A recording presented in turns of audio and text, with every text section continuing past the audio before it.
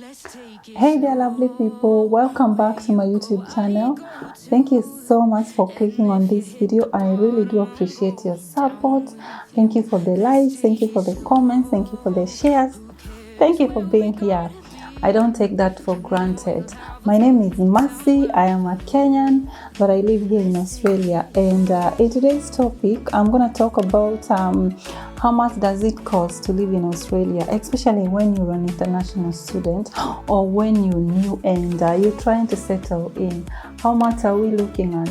Probably per week, per fortnight, or probably even per month. I'm going to be discussing that and more. If you like this kind of content, don't forget to like this video, share this video with your friends, subscribe to this channel. Like I always say, it does help in the growth of this channel. Thank you so much and keep watching the video. Know how to swim, no worries as we'll find out. Let's take it slow. Where you go, I go too. And if you hit the bottom, I'm going down with you. Let's take it slow. Who cares where we gotta be? I'm going to discuss this topic in 4 parts. That is accommodation, food, transport, and bills. And of course, the cost of living here in Australia or any other city is going to depend on your lifestyle and the city that you're going to be living in, because some cities are expensive than other cities.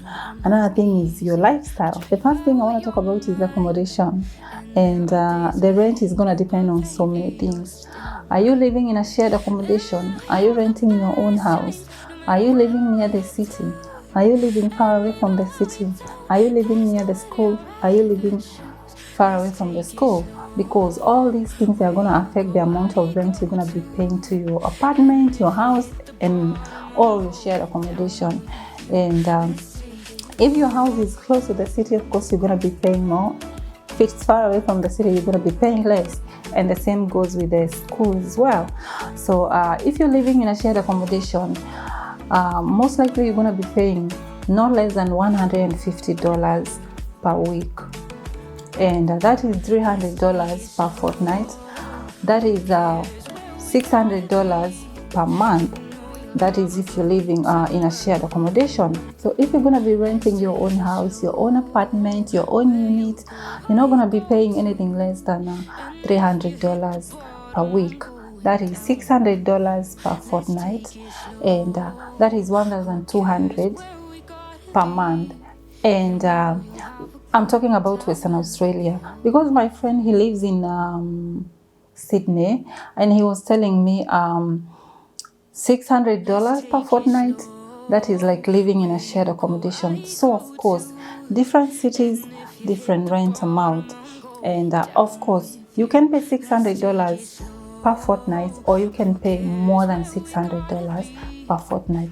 That is if you're renting if you're renting on your own. So do the math and see. If you're living in a shared accommodation, you're going to be paying way less cheaper than if you're living by yourself.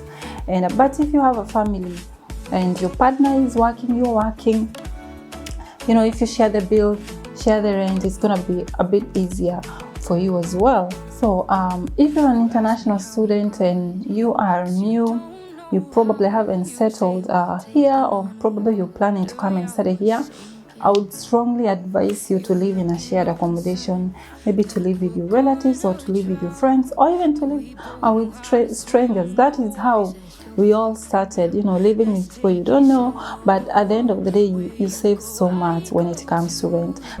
And if you hit the bottom, I'm going down with you. The next point I want to talk about is groceries or food. And of course, this is going to vary from person to person. Do you like eating out? Do you like cooking meals in your house? And at the same time, are you catering food or groceries to your family, or just by yourself? If you're catering for grocery by yourself, most likely it's going to be $100 per fortnight. And that means you're buying groceries from the supermarket and all the other places, and you're cooking your meals in your house, that is gonna be a bit cheaper than eating out. And if you're gonna be like a family of two, you and your partner, most likely you're gonna be spending maybe $200 per fortnight, or even $150 per fortnight for groceries and food. And like I said, this figure is gonna vary from person to person, depending on the kind of lifestyle they are living. Next point I want to talk about is transport. And this is going to depend on, are you going to be using Uber? Are you going to be driving?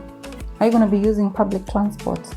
When you're a student here, you get a concession. You're going to be paying concession fare. That is to means you're going to be paying way less than people who are not students, because you're going to be paying $1 or $2 moving from point A to B. And of course, when you're driving, it's going to be a different story. And public transport is really good here. So if you're going to be using public transport and you're a student, it's going to be way cheaper than when you're using your own car, or when you're using Uber or taxis. If you want to use Uber, please make sure you use Uber.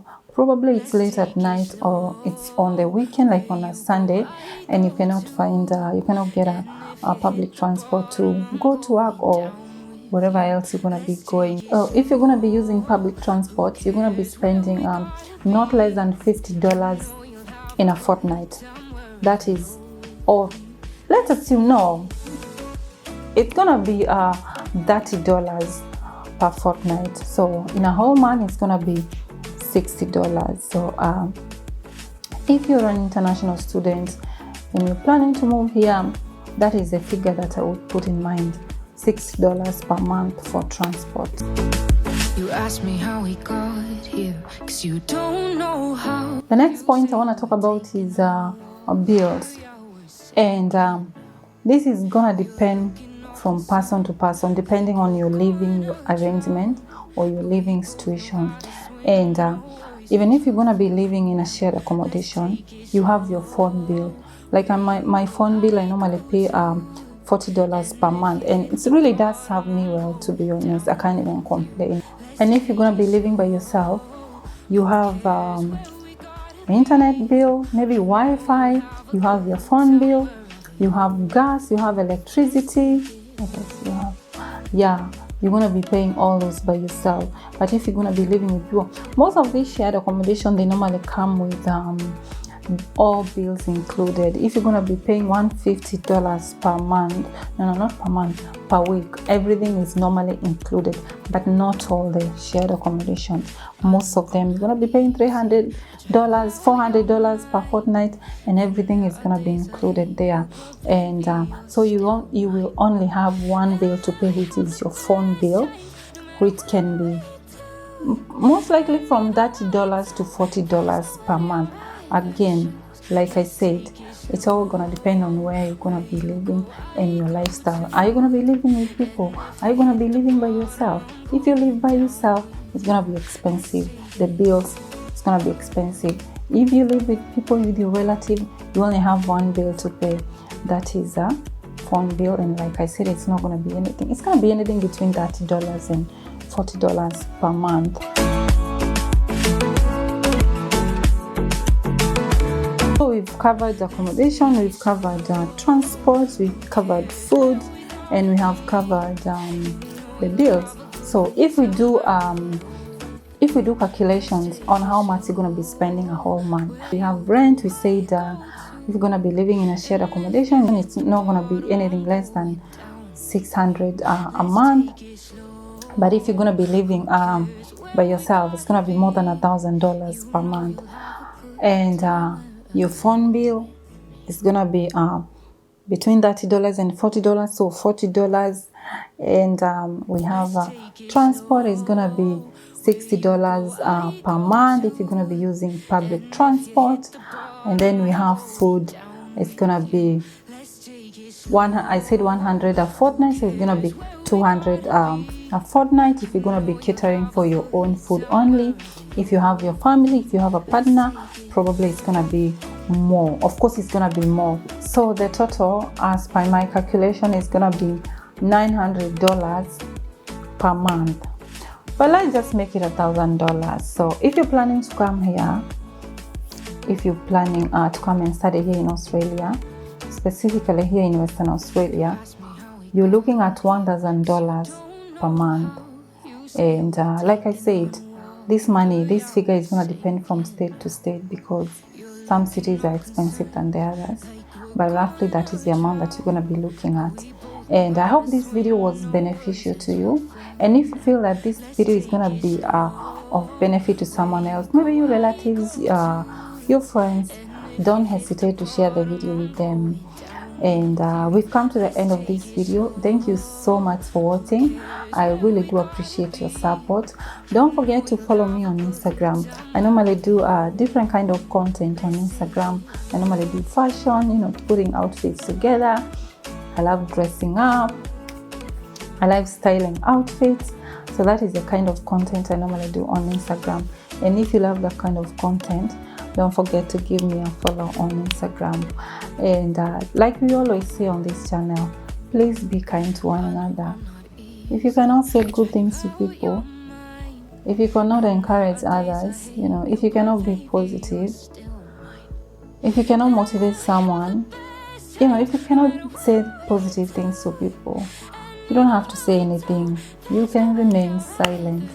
I'll see you on my next video, and thank you so much and take care.